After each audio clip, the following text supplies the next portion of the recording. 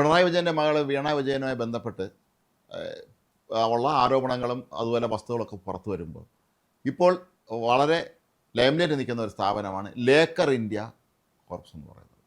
വീണ വിജയൻ്റെ പേരിൽ തന്നെയുള്ള മറ്റൊരു കമ്പനി എക്സാലോജിക് എന്ന് മാത്രമേ നമ്മൾ ആദ്യം കേട്ടിട്ടുണ്ടായിരുന്നുള്ളൂ. എല്ലാവരും എക്സാലോജിക്കിൻ്റെ പുറകെയായിരുന്നു.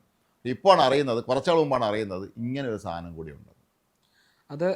അത് പേരിൽ മാത്രമേ ഉള്ളൂ. അതായത് ഇങ്ങനെ ഒരു സ്ഥാപനം അവിടെ കോഴിക്കോടാണ് ഈ ഒരു സ്ഥാപനം പ്രവർത്തിക്കുന്നതായിട്ട് പറയുന്നത്.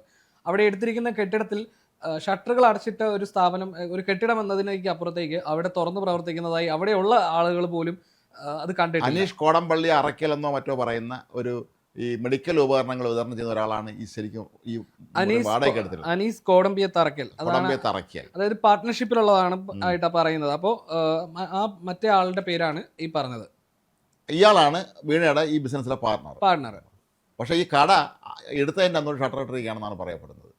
അവിടെ ഒരു കടലാസ് കൊണ്ട് ചെറിയ പ്രിന്റ് ഔട്ട് എടുത്ത് GST നമ്പരും ഇതിൻ്റെ പേര് എഴുതി വെച്ചിട്ടുണ്ടെന്നാണ്. തുറക്കാറില്ല എന്നാണ്. അത് കണ്ട് ആ ബിൽഡിംഗ് ഒരു വലിയ ബിൽഡിംഗ് ആണ്, കണ്ടില്ലേ? എന്തായാലും അതിന് ഉറപ്പായും വലിയ തോതിലുള്ള വാടക കൊടുക്കേണ്ടി വരും എന്നുള്ള ഉറപ്പാണ്. അത്രയും വലിയൊരു ബിൽഡിംഗ് ആണ്. ഈ ബിൽഡിംഗ് ആരുടേതാണെന്ന് ഒന്നുകൂടെ അന്വേഷിക്കേണ്ടി വരും. ഈ ബിൽഡിങ്ങിൻ്റെ യഥാർത്ഥ ഉടമസ്ഥൻ ആരാണെന്നുള്ള അന്വേഷിക്കേണ്ടത്. കാരണം വെറുതെ ഒരു കെട്ടിടത്തിൽ ഒരു വലിയ ഷോപ്പിംഗ് കോംപ്ലക്സ് പോലത്തെ ഒരു വലിയ ബിൽഡിങ്ങിൽ ഒരു വലിയ റൂം ഒരു ഓഫീസ് എടുത്തിട്ട് അത് ഉപയോഗിക്കാതിരിക്കുക എന്ന് പറയുമ്പോൾ അതിൻ്റെ വലിയ ദുരൂഹതയുണ്ട്.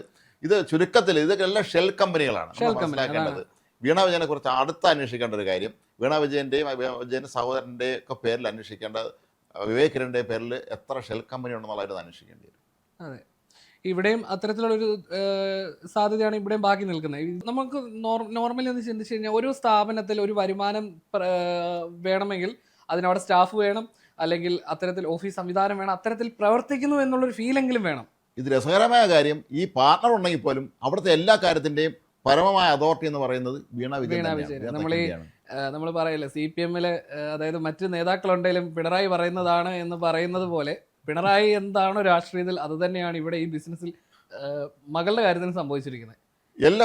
അതെ, ഞാൻ തീരുമാനിക്കും, ഞാൻ പറയുന്നത് പോലെ. അതെ, അതെല്ലാം ഞാൻ തീരുമാനിക്കുന്ന ആളെ വിളിച്ചിട്ട് ചോദ്യം ചെയ്തപ്പോൾ അനക്കൊന്നും അറിയില്ല, എല്ലാ അച്ഛൻ്റെ ചോദിച്ചാൽ ഇതാണ് ഈ വീണ പറഞ്ഞതെന്നാണ്.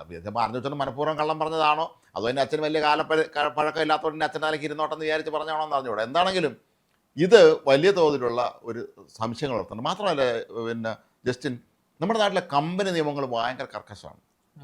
അത് എനിക്ക് നന്നായിട്ട് എൻ്റെ ഭാര്യ അവകാശം കൂടെ ആയതുകൊണ്ട് ചില ഈ കമ്പനി കേസുകൾ നടത്തുന്നതുകൊണ്ട് എനിക്കത് അറിയാം. ഈ കമ്പനി നിയമങ്ങൾ പിന്നെ വലിയ തോതിൽ നമുക്ക് ജയിൽ ശിക്ഷ വരെ കിട്ടുന്ന രീതിയിലുള്ള കമ്പനി നിയമങ്ങളാണ് നമ്മുടെ നാട്ടിൽ കമ്പനി നിയമങ്ങൾ. എളുപ്പമല്ല. ഈ പലരും സുഹൃത്തുക്കൾ ചേർന്ന് ലിമിറ്റഡ് കമ്പനിയൊക്കെ രൂപീകരിച്ചിട്ട് പിന്നീട് നിർത്തണമെന്ന് പറഞ്ഞാൽ അത്ര എളുപ്പമായിരിക്കില്ല കാര്യം. അങ്ങനെ ഒരുപാട് ഈ നിയമത്തിൻ്റെ നൂലാമാലകളുണ്ട്. ഇതിൽ വിചിത്രമായൊരു കാര്യം, ഈ ലേക്കർ ഇന്ത്യ ലിമിറ്റഡ് എന്ന് പറഞ്ഞ ഒരു കമ്പനിയെക്കുറിച്ച് രജിസ്റ്റർ ഓഫ് കമ്പനീസിൻ്റെ അവിടുത്തെ രേഖകളിലൊന്നും ഇത് കാണാനുമില്ല. അങ്ങനെ അത്തരത്തിലുള്ള ഒരു കമ്പനിയാണ് ഇത്. എവിടെയും രജിസ്റ്റർ ചെയ്യപ്പെട്ടിട്ടുണ്ടോ എന്നുള്ളത് സ്വാഭാവികതയാണ്. നമ്മുടെ അവിടുത്തെ നാട്ടുകാർ പറഞ്ഞത് ഇടയ്ക്ക് ചിലർ വന്നു പോകുന്നു അല്ലാതെ അവിടെ പ്രവർത്തിക്കുന്നതായിട്ട് അവർ കണ്ടിട്ടില്ല. നാട്ടുകാരുടെ ആ വെളിപ്പെടുത്തൽ തന്നെ ധാരാളമല്ലേ. ഷെൽ കമ്പനി ആണ് എന്നുള്ളതിന്റെ എല്ലാ സാധ്യതകളും അവിടെ അത് അവരുടെ വെളിപ്പെടുത്തൽ നിന്നല്ലേ പുറത്ത് വരും. അതെ, ലേക്കർ ഇന്ത്യ ലിമിറ്റഡ് താഴെ വീണ തയ്ക്കണ്ടെന്ന് എഴുതിയിട്ടില്ലാത്തതുകൊണ്ട് ആൾക്ക് ആരോഗ്യമാണ് ചിലപ്പോൾ പറഞ്ഞും കൂടിയായിരിക്കും. ചിലപ്പോൾ മറ്റേ മനുഷ്യൻ്റെ പേരിലായിരിക്കും അറിയപ്പെടുന്നത്. അയാളുടെ സ്ഥാപനമൊന്നായിരിക്കാം പൊതുവെ എല്ലാവരും കരുതിയിരിക്കുന്നത്. അപ്പോൾ അയാൾ ഒരുപക്ഷെ വലിയ ധനികനായ ഒരാളായിരിക്കും, അയാൾക്ക് ഇത് തുറക്കണമെന്ന് നിർബന്ധമൊന്നും ഇല്ലെന്നും ആൾ കരുതിയിരിക്കാം. പക്ഷേ ഈ കമ്പനി നിയമങ്ങളനുസരിച്ച് നമ്മുടെ നാട്ടിലെ ഈ രീതികൾ വെച്ച് നോക്കുമ്പോൾ ഇത്തരത്തിലുള്ള കമ്പനി എങ്ങനെ നടത്തിക്കൊണ്ട് പോയി എന്നുള്ള കാര്യം അന്വേഷിക്കേണ്ടത്. എന്താണ് ഒരു ബിസിനസ്? ഇതിൻ്റെ പേരിൽ 10-15 ലക്ഷം 16 ലക്ഷം രൂപ അടുപ്പിച്ചങ്ങാണ്ട് ബാങ്കിൽ കിടന്ന് മരവിപ്പിച്ചിട്ടുണ്ടായിരുന്നു. അതായത് ഇത് ഈ സ്ഥാപനത്തിന്റെ ബിസിനസ് എന്ന് പറയുന്നത് ഇതിൽ എടുത്തിരിക്കുന്നതെന്ന് പറഞ്ഞാൽ മെഡിക്കൽ ഉപകരണങ്ങൾ വിൽക്കാനുള്ള ഒരു സ്ഥാപനം എന്ന നിലയിലായിരുന്നു ഈ കമ്പനി പറഞ്ഞിരുന്നത്. അതായത് നമ്മൾ ഇതിന് മറ്റു രേഖകൾ നീക്കണമല്ലോ, അതിന് കൊടുത്തിരുന്ന വിശദീകരണം അത്തരത്തിലുള്ളതായിരുന്നു. അപ്പോൾ ഇതിപ്പോൾ GST-യുടെ നടപടിക്രമങ്ങളെല്ലാം കൃത്യമായിട്ട് അവർ പാലിക്കുന്നുണ്ട്. അതായത് ഒരു അവിടെ എന്താ ബിസിനസ് നടക്കുന്നുണ്ട്, ട്രാൻസാക്ഷൻ നടക്കുമ്പോൾ GST അത് അങ്ങനെ കാണിക്കാൻ വേണ്ടിയിട്ടുള്ള ഒരു കൃത്രിമമായിട്ട് അവർ അങ്ങനെ അത് അവിടെ ചെയ്യുന്നുണ്ട്. പക്ഷേ രജിസ്ട്രാർ ഓഫ് കമ്പനീസിൽ ഇതിനെക്കുറിച്ചുള്ള വിവരങ്ങൾ ലഭ്യമല്ല എന്നുള്ളതാണ് ഞാൻ നേരത്തെ ദുരൂഹത വർദ്ധിപ്പിക്കുന്നത്.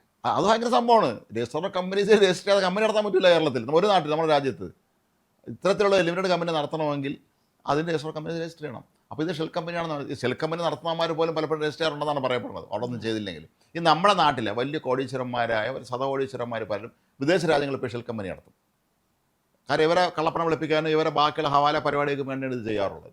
സ്വന്തം നാട്ടിൽ തന്നെ ഇത്തരത്തിലുള്ളൊരു പരിപാടി തുടങ്ങിയിട്ടുണ്ട് എങ്കിൽ നിരന്തരമായി വിദേശത്ത് പിണറായി വിജയൻ പോകുമ്പോൾ കൂടെ ഈ ഭാര്യയും മകളും പേരക്കുട്ടിയും എല്ലാം പോകുന്നതിൻ്റെ പിന്നിൽ എന്താണെന്നുള്ളത് അന്വേഷിക്കേണ്ടി വരും. ഇതിലിപ്പം വേറൊരു കാര്യം എന്ന് വെച്ചാൽ ഇതിനകത്ത് മുഹമ്മദ് റിയാസ് തന്റെ തിരഞ്ഞെടുപ്പ് സമയത്ത് സത്യവാങ്മൂലത്തിൽ ഈ ലേക്കർ ഇന്ത്യ എന്ന് പറഞ്ഞ കമ്പനിയെ കുറിച്ച് പരാമർശിച്ചിട്ടുണ്ടായിരുന്നു. അതിൽ ഭാര്യയുടെ വിവിധ കമ്പനികളിലെ നിക്ഷേപം വെളിപ്പെടുത്തേണ്ട ഭാഗത്ത് ലേക്കർ ഇന്ത്യയിൽ വീണയ്ക്ക് 10.94 ലക്ഷം രൂപയുടെ നിക്ഷേപം ഉണ്ടെന്ന് റിയാസിന്റെ സത്യവാങ്മൂലത്തിൽ വ്യക്തമാക്കിയിട്ടുള്ള കാര്യമാണ്. അപ്പോൾ പെട്ടെന്ന് തലയുരി പോരാൻ പറ്റുന്ന ഒരു കാര്യമല്ല അവിടെ. അല്ല, മാത്രമല്ല ഒന്നുകൂടെ ആലോചിച്ച് നോക്കുക, ഈ കമ്പനിയുടെ പ്രധാന ജോലി എന്താണെന്ന് ചോദിച്ചപ്പോൾ എന്താണ് മെഡിക്കൽ എക്യുപ്മെന്റ്സിന്റെ വിതരണമോ കച്ചവടമൊക്കെ ആണെന്നല്ലേ പറഞ്ഞത്. ഇത് മിക്കവാറും കോവിഡ് കാലത്ത് അല്ലെങ്കിൽ കോവിഡിന് തൊട്ട് പിന്നാലെ പർച്ചേസുമായി ബന്ധപ്പെട്ടായിരിക്കും സാധ്യത. അല്ല, അതിന് ചാൻസ് ഇല്ല. കാരണം 2023 ഈ സ്ഥാപനം പ്രവർത്തിക്കുന്നതായിട്ട് രേഖകൾ പ്രകാരം, അതായത് ഇങ്ങനെ തുടങ്ങുന്നത് 2023. ചിലപ്പോൾ ആദ്യമേ കച്ചവടം നടത്തി കാണും, ആദ്യം കച്ചവടം നടത്തി കാണും. അത് കഴിഞ്ഞിട്ട് ഇനി ഇതിന്റെ കണക്കും വഴക്കൊക്കെ പൈസയൊക്കെ വരണ സമയം ആകുമ്പോഴത്തേക്ക് ഇവർ കമ്പനി രൂപീകരിച്ചവന് സാധ്യതയുണ്ട്. കോവിഡ് ഇവരൊക്കെ എല്ലാം കൊയ്ത്തുകാലമായിരുന്നല്ലോ, ഇവരെല്ലാവരും കാശുണ്ടാക്കിയായിരുന്നു. അപ്പോൾ അതിൻ്റെ ഭാഗമായിട്ട് കൂടെ രൂപീകരിച്ചതാണോ ഇത് അതോ കള്ളപ്പണം വെളുപ്പിക്കാൻ വേണ്ടി മാത്രമുള്ളതാണോ? ഏതായാലും മുഹമ്മദ് റിയാസ് ഇന്നലെ പറഞ്ഞ അദ്ദേഹം കുറേ ന്യായീകരണം ഇന്നലെ നിരത്തിയിട്ടുണ്ടായിരുന്നു മാധ്യമങ്ങൾക്ക് മുന്നിൽ. അതിനൊന്നും ഒരു കാര്യം, അദ്ദേഹം പറഞ്ഞാൽ എൻ്റെ ഭാര്യ ഭയങ്കര മിടുക്കിയായ ഹൈലി എഡ്യൂക്കേറ്റഡായ വളരെ എഫിഷ്യൻ്റായ ഒരു ബിസിനസ്സുകാരിയാണ്. ഇവർ എന്ത് ബിസിനസ് ചെയ്താണ് വിജയിപ്പിച്ചിട്ടുള്ളത് ആദ്യം ഇത് കാണിച്ചത്. ഇവർ ബിസിനസ് ചെയ്തെന്ന് പറഞ്ഞാൽ മുഴുവൻ സ്ഥാപനങ്ങളും ഇത് എവിടെയെന്ന് വെച്ചാൽ ഇപ്പം ഇല്ല. ഞാനൊരു ബിസിനസ് നടത്തി അല്ലെങ്കിൽ ഒരു വ്യവസായം നടത്തി വിജയിച്ച ആളെങ്കിലേ എൻ്റെ സ്ഥാപനോട് തെളിയിക്കുന്നുണ്ട്. സ്ഥാപനം മുഴുവൻ പൂട്ടിപ്പോയി ഒരാളിനെ എങ്ങനെ വിജയിച്ച ബിസിനസ്സുകാരെന്ന് പറയാൻ പറ്റും? സ്വാഭാവിക ചോദ്യമല്ലേ. അപ്പോൾ അതുകൊണ്ട് റിയാസ് പെട്ടെന്നുണ്ടായ ഒരു അമ്പരപ്പിൽ അദ്ദേഹം കിടന്ന് ഉരുളുന്നതാണ്. അദ്ദേഹത്തിൻ്റെ സുഹൃത്തുക്കളൊക്കെ പിടിച്ചിട്ടുണ്ട്. ഈ പറഞ്ഞ നിഖിലും പറഞ്ഞ മറ്റേ കക്ഷികളൊക്കെ തന്നെ ഇയാൾ അടുത്ത സുഹൃത്തുക്കളെ പിടിച്ചില്ല, സുഹൃത്തുക്കളുടെ വീട്ടിൽ റെയ്ഡ് എത്തിക്കഴിഞ്ഞു. അപ്പോൾ അത് ഇടിക്ക് കാര്യം മനസ്സിലായി എന്നുള്ളത് 100% ഉറപ്പാണല്ലോ. അപ്പോൾ ഇവിടെ മുഹമ്മദ് റിയാസ് ഇപ്പോഴും ജനപ്രതി തന്നെയാണ്. നമ്മളത് ശ്രദ്ധിക്കണം. പിണറായി വിജയനും പിന്നെ ഇയാൾ റിയാസും ഇപ്പോഴും MLA-മാർ തന്നെയാണ്. ഒരാൾ പ്രതിപക്ഷ നേതാവ്, ഒരാൾ MLA ആണെന്ന് മാത്രമേ ഉള്ളൂ. ഒരാൾ മുൻ മുഖ്യമന്ത്രി, ഒരാൾ മുൻ മന്ത്രി. അപ്പോൾ അങ്ങനെയുള്ള അവർക്ക് ഈ ജനങ്ങളോട് ഉത്തരവാദിത്വമുണ്ട്. സത്യം തുറന്നു പറയാൻ കുറച്ച് ബുദ്ധിമുട്ടാവും എങ്കിൽ പോലും ഇമ്മാതിരി കള്ളം പറഞ്ഞ് ഉരുണ്ട് കളിക്കാന്ന് പറഞ്ഞാലേ. പിന്നെ ഈ വീണ തക്കേണ്ടി ഒരു അതിപ്രഗത്ഭയാണ് എന്ന് ഒക്കെ പറയും, അക്കാഡമിക് യോഗ്യതയുള്ള ആളെന്നൊക്കെ പറയുമ്പോൾ ബെർലിൻ കുഞ്ഞനന്ദൻ നായർ ആത്മഹത്യ ഒന്ന് വായിച്ചു നോക്കണേൽ വലിയ കുഴപ്പമില്ല. കാരണം അമൃതയിൽ എൻട്രൻസ് എഴുതാൻ പോയപ്പോൾ എൻട്രൻസ് എഴുതാൻ ബുദ്ധിമുട്ടാണ്, എൻട്രൻസ് ആയി കൊച്ചിന് കിട്ടില്ല, അതുകൊണ്ട് മാനേജ്മെൻറ്റ് കോട്ടയിൽ അങ്ങ് കയറ്റി വിട് എന്ന് പറഞ്ഞു എന്നാണ്. അപ്പോൾ അത്രയും വലിയ ഗംഭീര അക്കാഡമിക് എക്സലൻസ് ഉള്ള ഒരാളാണ് വീണയെന്നാണ് നമുക്ക് അതിൽ നിന്ന് മനസ്സിലാക്കാൻ കഴിയുന്നത്. പിന്നെ ഈ വീണ പഠിച്ച കോഴ്സുകളൊക്കെ അവരൊക്കെ എത്ര മാർക്ക് നേടിയെന്നോ അവർ വിജയം എങ്ങനെയായിരുന്നോ നമുക്കറിയില്ല. അതുകൊണ്ട് പഠിച്ച ചില സ്വാശ്രയ കോളേജുകളിലായിരുന്നുണ്ട് എന്തൊക്കെയാണ് അവിടെ സംഭവിച്ചെന്നുള്ളത് നമുക്കിപ്പോഴും മനസ്സിലായിട്ടില്ല. സ്വാശ്രയത്തിനെതിരെ ഒരു വശത്ത് സമരം നടത്തിക്കൊണ്ടിരിക്കുന്ന സമയത്ത് തന്നെ 2 മക്കളെ ഞാൻ എറണാകുളത്ത് കളമശ്ശേരി SCMS-ൽ പാർട്ട് ടൈമായിട്ട് പഠിപ്പിക്കാൻ പോകുന്ന സമയത്ത് അവിടെ പിണറായി വിജയൻ അമ്മ പഠിക്കുന്നുണ്ടായിരുന്നു. ഈ വിവേക് കിരൺ അവിടുത്തെ ഒരു വിദ്യാർത്ഥിയായിരുന്നു, എൻ്റെ അല്ല, അവിടെ വേറെ ഏതോ കോഴ്സിന് പഠിക്കുകയായിരുന്നു പുള്ളി. ആ കാലഘട്ടത്തിലും ഇവിടെ സ്വാശ്രയ വിരുദ്ധ സമരം നടത്തിക്കൊണ്ടിരിക്കുകയാണ് SFI. അപ്പോൾ ഏതായാലും ഈ ലേക്കർ ഇന്ത്യ എന്ന് പറയുന്നത് ഇത് ശരിക്കും ഒരു ഇവരെ ലോക്കറിലാക്കണ പരിപാടിയാണെന്നാണ് തോന്നുന്നത്. അല്ല, ഇതിനകത്ത് വേറൊരു പോയിന്റ് കൂടിയുണ്ട്. ഈ കഴിഞ്ഞ തവണ ED മരവിപ്പിച്ച കൂടുതൽ 15 ലക്ഷത്തി ചില്ലാൻ രൂപയുടെ ലേക്കർ ഇന്ത്യയുടെ തുക മരവിപ്പിച്ചിട്ടുണ്ട്. അപ്പോൾ 15 ലക്ഷം രൂപ മരവിപ്പിക്കണമെന്നുണ്ടെങ്കിൽ ഈ കമ്പനിയിലേക്ക് എത്ര രൂപ വരുമാനം, അല്ലെങ്കിൽ വരുമാനം എന്ന് പറയുന്നത് നമ്മൾ ഈ ബിസിനസ് നടത്തിയുള്ള വരുമാനമല്ല, അല്ലാതെ ഈ കമ്പനിയുടെ പേരിലേക്ക് വന്നിട്ടുള്ള തുക എത്രയെന്നുള്ളതൊരു ചോദ്യം ബാക്കിയാണ്. അതിന് ഉത്തരം കിട്ടണമെങ്കിൽ വീണ ഇനിയും ചോദ്യം ചെയ്യുമ്പോൾ അവിടെയും ഉത്തരം വീഴാം. മാത്രമല്ല GST നമ്പർ ഉണ്ടെന്ന് പറയുന്നു. GST അടച്ചിട്ടുണ്ടോ ഇതിനൊക്കെ? അതുണ്ട്, GST നടപടിക്രമങ്ങൾ പാലിച്ചിട്ടുണ്ട്. അപ്പോൾ എന്ത് കച്ചവടം നടത്തിയെന്നുള്ളതാണ്. അതെ, അപ്പോൾ സർക്കാരിൻ്റെ അനുമതി ഇല്ലാതെയാണ് ഈ കച്ചവടം നടത്തിയിരിക്കുന്നത്. ഒരു കമ്പനി നമ്മൾ സ്ഥാപനം നടത്തുമ്പോൾ നമ്മൾ സർക്കാരിൻ്റെ അനുമതി വാങ്ങിക്കേണ്ടത് ഇത്തരം കാര്യങ്ങൾക്കൊക്കെ തന്നെ. അപ്പോൾ തീർച്ചയായും ഇത് സർക്കാരുമായി ബന്ധപ്പെട്ട കച്ചവടം തന്നെയായിരിക്കും ഇവിടെ നടത്തില്ല. അപ്പോൾ കോവിഡ് കാലത്തല്ല, ഇനി അത് കഴിഞ്ഞിട്ടാണെങ്കിൽ പോലും നമ്മുടെ നാട്ടിലെ സർക്കാർ മെഡിക്കൽ കോളേജുകൾ, ആശുപത്രികളിലേക്കുള്ള എക്യുപ്മെൻറ്റ്സ് ഒക്കെ വാങ്ങുന്ന കോടികളുടെ പർച്ചേസാണത്. അതൊക്കെ നടത്തി ഒരുപക്ഷെ ഈ ലേക്കറിൻ്റെ വഴി തന്നെ ആയിരിക്കാം. പക്ഷേ 15 ലക്ഷം രൂപ അവിടെ നിലവിൽ കാണുന്നുള്ളൂ. ഇത് മൊത്തം ഹവാല പരിപാടികളാണെന്നാണ് തോന്നുന്നത് കണ്ടിടത്തോളം, അല്ലേ? അപ്പോൾ ഇത് നമ്മുടെ നാട്ടിൽ ശരിക്കും പറഞ്ഞാൽ ഒരു കമ്മ്യൂണിസ്റ്റ് നേതാവിൻ്റെ കുടുംബാംഗങ്ങൾ ഇന്ത്യയിൽ ഇങ്ങനൊരു സംഭവം ഉണ്ടായിട്ടില്ല. ഇപ്പോൾ പണ്ട് ജ്യോതിബാസുവിൻ്റെ മകൻ്റെ പേരിലൊക്കെ തന്നെ പല ആരോപണങ്ങളും വന്നിട്ടുണ്ട് എങ്കിൽ പോലും ജ്യോതിബാസു ഒരു അതിസമ്പന്നമായ കുടുംബത്തിൽ ജനിച്ച ആളാണ് എന്നുള്ളത് സത്യം നമ്മൾ മറക്കരുത്. കേരളത്തിൽ പഴയകാല കമ്മ്യൂണിസ്റ്റ് നേതാക്കന്മാർ നമ്മൾ നീണ്ട ലിസ്റ്റ് എടുക്കുകയാണെങ്കിൽ EMS, AKGയും അതുപോലെ TC നാരായണ നമ്പ്യാരും അതുപോലെയുള്ള വലിയ വലിയ ആളുകളെയൊക്കെ എടുക്കുമ്പോൾ അവരെല്ലാവരും ജന്മകുടുംബങ്ങളിൽ ജനിച്ചവരാണ്. KPR ഗോപാലനൊക്കെ ജന്മകുടുംബങ്ങളിൽ ജനിച്ചത്. അവർ പിന്നീട് അവർ മരിക്കുന്ന കാലത്ത് അന്ത്യകാലത്ത് അവർക്ക് സ്വത്തൊന്നും ഇല്ലാതെ മരിച്ചവരാണ്. ഇത് പിണറായി വിജയൻ സദാസമയം പറഞ്ഞിട്ട് ഞാനൊരു പാവപ്പെട്ട ഒരു കൂലിപ്പണിക്കാരൻ്റെ മോനാണെന്ന് കരഞ്ഞുകൊണ്ടിരുന്ന ഒരാളിൻ്റെ പിൻഗാമികൾ ഇങ്ങനെ സമ്പാദിച്ചു കൂട്ടി 20 കോടി 85 ലക്ഷം എന്നൊക്കെ പറയുമ്പോഴേ അങ്ങനെ ആലോചിച്ച് നോക്കി, ഇത് എത്ര പൈസയാണ് ഇവർക്കൊക്കെ നിസ്സാരം പോലാണ് അവർ പറയുന്നത്. ഇത്ര ഇതില് വേറൊരു കാര്യം, ഈ മുഹമ്മദ് റിയാസിന്റെ സുഹൃത്തുക്കളുടെ വീടുകളിൽ ED ചെന്നപ്പോൾ ഇതുവരെ മുഹമ്മദ് റിയാസ് ഏതായാലും ഞാൻ അവരുമായിട്ട് ബന്ധമില്ല എന്നുള്ളത് ഏതായാലും അദ്ദേഹം ഇതുവരെ പറഞ്ഞില്ല. മാത്രമല്ല അദ്ദേഹം പറഞ്ഞത് എൻ്റെ സുഹൃത്തുക്കളെ ചോദ്യം ചെയ്തുകൊണ്ട് ഒരു പുകമറ സൃഷ്ടിക്കാനാണ് ശ്രമിക്കുന്നത് എന്നുള്ള രീതിയിൽ അദ്ദേഹം ഒരു വിശദീകരണം നൽകുകയുണ്ടായി. അത് രാഷ്ട്രീയക്കാരെ സംബന്ധിച്ചിടത്തോളം വീണെടുത്ത് കിടന്ന് ഉരുളുക എന്നുള്ളത് അവരുടെ ഒരു രീതിയാണ്. അല്ല, CPM-ന്റെ സ്വഭാവം വെച്ച് എനിക്ക് അവരെയൊന്നും അറിയത്തില്ല, പരിചയമില്ല എന്ന് അതെ പറയുന്നത് പതിവ്. അതെ അല്ല, ഇതിപ്പോൾ ഈ നിഖിലിൻ്റെ കാര്യത്തിലാണെങ്കിൽ മറ്റൊരു കാര്യത്തിലാണെങ്കിലും എനിക്ക് അറിഞ്ഞോളെന്ന് പറയാൻ പറ്റില്ല. ഒരുമിച്ച് പഠിച്ചതാണ് അവർ, പലരും ഒരുമിച്ച് പഠിച്ചവരാണെന്നാണ് റിയാസ് പറഞ്ഞത്. എൻ്റെ സഹപാഠികളായിരുന്നവരുടെ കോളേജ് കാലം തൊട്ടേ എനിക്കറിയാം എന്ന് പറയുന്നുണ്ടായിരുന്നു. അപ്പോൾ ഇത് ഈ ലേക്കറിൻ്റെയും ഇനി ഇതുപോലെ ഈ നിഖിൽ ഈ കോഴിക്കോട്ടും ഈ മറ്റേ കഴിഞ്ഞ ദിവസം റെയ്ഡ് നടത്തിയ വീടുകളിലുള്ള ആശാന്മാരൊക്കെ എല്ലാവരും സ്വന്തമായിട്ട് ബിസിനസ് ഉള്ളവരാണ്. അതിൻ്റെ സൈലൻറ്റ് പാർട്ണർ തന്നെയാണോ വീണ എന്നുള്ള ആർക്കറിയാം? അല്ലെങ്കിൽ വീണ ഇത്തരത്തിൽ ലഭിച്ച പണമാണോ അവിടെയെല്ലാം ഉപയോഗിച്ചിട്ടുള്ളതെന്ന് ആർക്കറിയാം? ഇവരൊക്കെ തന്നെ DFIയുടെ നേതാക്കന്മാരൊക്കെ ആയിരുന്നവരാണ്.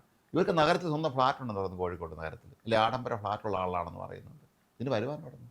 പിന്നെ ഇവരെ ബിസിനസ് ആരംഭിക്കാൻ അവർക്ക് പൈസ തുടർന്ന് കിട്ടുന്ന ആദ്യം അന്വേഷിക്കണ്ടേ? ഇപ്പോൾ പിണറായി വിജയൻ പറഞ്ഞ അദ്ദേഹത്തിൻ്റെ ഭാര്യയ്ക്ക് ഗ്രാറ്റുവിറ്റി കിട്ടിയ പൈസ കൊണ്ടാണ് മോളെ കോടീശ്ശേരിയായെന്നാണ്. അങ്ങനെയാണെങ്കിൽ ഈ ബാക്കി ആശാന്മാരെല്ലാം ഇവർക്ക് പൈസ തുടർന്ന് കിട്ടുന്നതാണ്. ഇവരുടെ വീട്ടിലെ സാമ്പത്തിക സ്ഥിതി എന്താണ്? ഇവരൊക്കെ വലിയ ധന്യ കുടുംബങ്ങൾ ജനിച്ചവർ തന്നെയാണോ ഈ കഴിഞ്ഞ ദിവസങ്ങളിൽ റെയ്ഡ് നടത്തിയ വീടുള്ളവരൊക്കെ? അതിൽ ഒരാളുടെ വീട് കണ്ടിട്ട് വലിയൊരു വീടാണ്, വേറെ ആസ്തികൾ കാണും കോഴിക്കോട് നഗരത്തിൽ തന്നെ. പിന്നെ ഈ ഇവരെ ലേക്കറിൻ്റെ ഓഫീസ് നടത്തുന്ന ആ ബിൽഡിംഗ് ആരുടെയാണെന്ന് അടുത്ത് അന്വേഷിക്കുന്നുണ്ട്.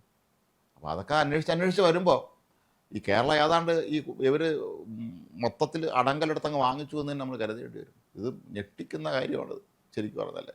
കേരളത്തിൽ മുഖ്യമന്ത്രിമാരായിരുന്നവരുടെ മക്കളുടെ കൂട്ടത്തിൽ ഇത്രയും തട്ടിപ്പ് കേസിൽ പെടുന്നവർ ഇത് പിണറായി വിജയൻ്റെ മാത്രമേ ഉള്ളൂ. പിണറായി വിജയനെ കുറിച്ച് ആദ്യം മുതലേ പറയുന്ന ഒരു കാര്യം ഇത് തന്നെയായിരുന്നു. അല്ല, നമ്മൾ ഈ കാര്യം പറയുമ്പോൾ ഇവര് ഭരണത്തിൽ വരുന്നതിന് മുമ്പ് വരെ മുൻ മുഖ്യമന്ത്രി ഉമ്മൻചാണ്ടി അദ്ദേഹത്തിന്റെ കുടുംബത്തെ രാഷ്ട്രീയമായിട്ട് അല്ലാതിരുന്നിട്ട് കൂടിയും വ്യക്തിപരമായി ഇവർ എത്രമാത്രം കടന്നാക്രമിച്ചു.